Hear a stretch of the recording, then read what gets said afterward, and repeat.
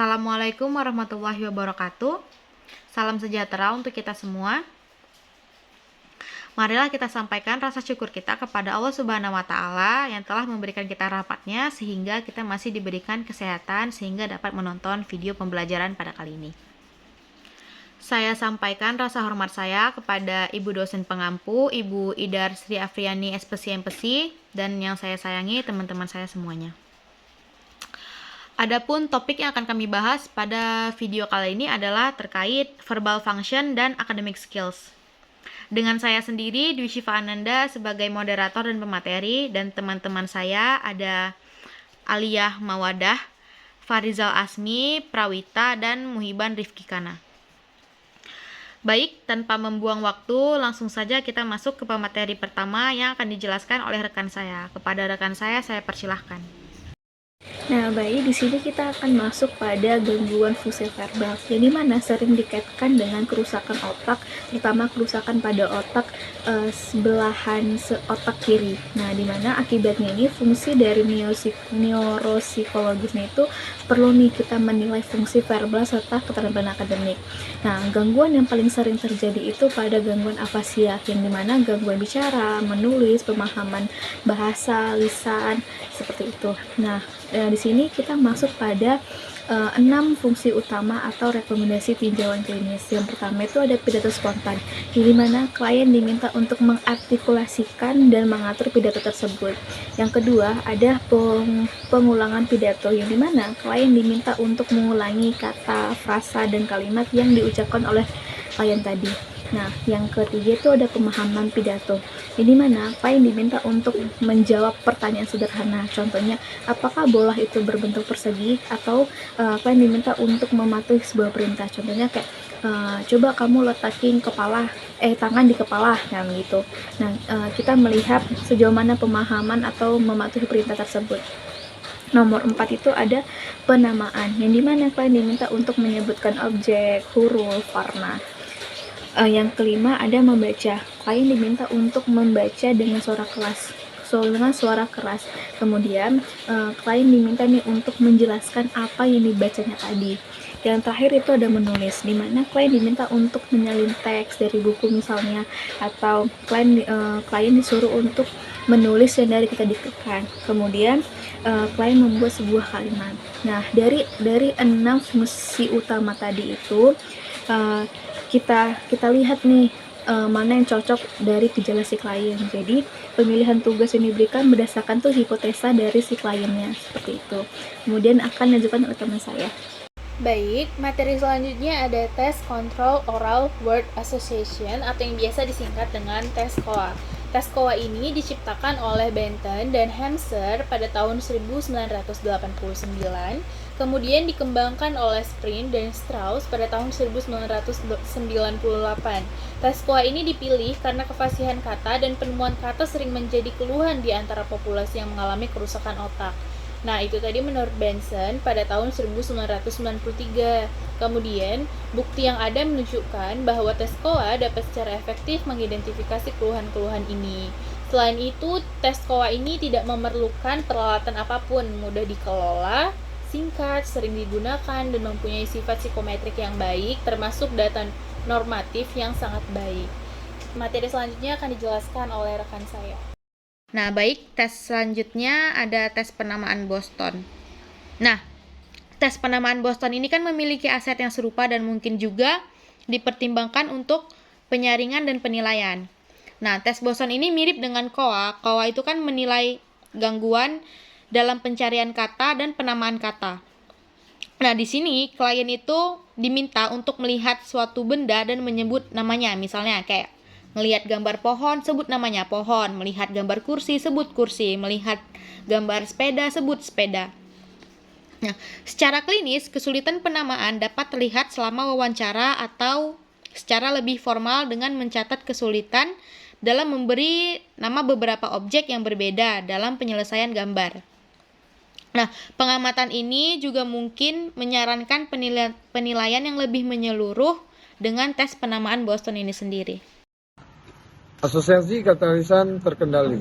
Tes Control Oral Word Association. Hanya meminta klien mengucapkan sebanyak mungkin kata yang awali dengan huruf tertentu dan dalam batas waktu tertentu dengan cara yang agak berbeda. Des, Rosales, dan Kavanagh menemukan bahwa tes ini terutama memanfaatkan pengetahuan verbal sehingga membuatnya lebih dekat dengan tes seperti kosakata dan tes yang berkontribusi terhadap IQ verbal seseorang secara keseluruhan. Materi selanjutnya ada keandalan dan validitas dari tes penamaan Boston. Nah, reliabilitas tes-tes ulang untuk orang dewasa dengan interval pengujian ulang 19 hingga 42 hari adalah 0,88. Sedangkan reliabilitas turun menjadi 0,70 untuk orang dewasa yang lebih tua dengan interval pengujian ulang yang jauh lebih lama, yaitu 1 tahun. Kemudian, karena kejelasan penilaian, jumlah kata yang diingat, keandalan pencetak gol hampir sempurna. Skor KOA atau skor penamaan Boston sendiri sensitif terhadap berbagai gangguan SSP, dan pola kinerjanya sesuai dengan apa yang diketahui mengenai fungsi otak. Lesi pada lobus frontal, terutama bagian kiri, diketahui menyebabkan kesulitan kelancaran kata yang tercermin dalam kinerja KOA yang lebih rendah.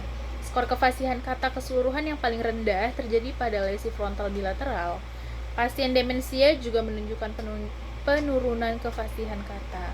Meskipun skor KOA belum mampu membedakan secara efektif antara pasien demensia dan pasien lanjut usia serta depresi, selain itu, pasien dengan kerusakan belahan otak bagian kanan tapi tidak termasuk frontal kanan belum ditemukan mengalami gangguan pada KOA-nya sendiri.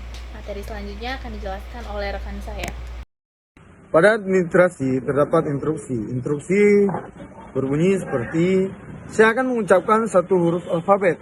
Maka saya ingin Anda memberikan sebanyak mungkin kata yang dimulai dengan surat itu secepat mungkin. Misalnya, jika saya mengatakan B, Anda mungkin memberi saya buruk, pertempuran, ranjang. Saya tidak ingin Anda menggunakan kata-kata yang merupakan nama dari seperti Boston, Bob, atau Bright Train. Selain itu, jangan menggunakan kata yang sama lagi dengan akhiran yang berbeda seperti makan dan makan. Ada pertanyaan? Berhenti sebentar. Selanjutnya mengenai penafsiran dari tes COA. Penilaian dari COA yang sendiri itu mudah dilakukan, namun kinerjanya itu sangat berpengaruh oleh tingkat pendidikan seseorang, usia, dan tingkat yang lebih rendah itu sendiri. Dan untuk norma dan interpretasi yang dibuat itu harus dipertimbangkan dulu. Kemudian, jika seorang itu memperoleh skor yang tinggi, itu menunjukkan bahwasanya orang tersebut memiliki pengetahuan verbal yang baik dan kompeten dalam menangani operasi mental abstrak. Kemudian, jika diperoleh itu skornya yang rendah, maka ia menunjukkan bahwasanya orang tersebut punya kesulitan dalam berbunyi. Namun, arti dari skor rendah dapat diperhalus dengan mempertimbangkan pola skor tes lainnya serta pengamatan perilaku yang relevan. Dan jika klien tersebut menunjukkan kesulitan dalam memberikan nama objek, kesulitan dengan rangsangan visual, dan juga pada penyelesaian gambar, pencarian kata dan penamaan, mungkin itu menjadi gangguan utama. Namun, kesulitan dan kelancaran verbal dan defisit penamaan visual mungkin terjadi juga secara terpisah. Selanjutnya, pada kosakata maupun informasi itu juga sangat bergantung pada pembelajaran seseorang di masa lalu, yang mana itu memerlukan kemampuan verbal yang baik dan relatif tahan terhadap kemunduran. Dan dengan demikian, mereka memberikan ukuran yang baik mengenai kemampuan verbal umum seseorang. Dari subtes yang telah diberikan, ini sangat berhubungan dengan aktivasi lobus temporal kiri. Pada tanggapan kualitatif itu sendiri, terutama pada kosakata, itu sangat berguna dan mencakup tanggapan tentang asosiasi istimewa ataupun perbincangan.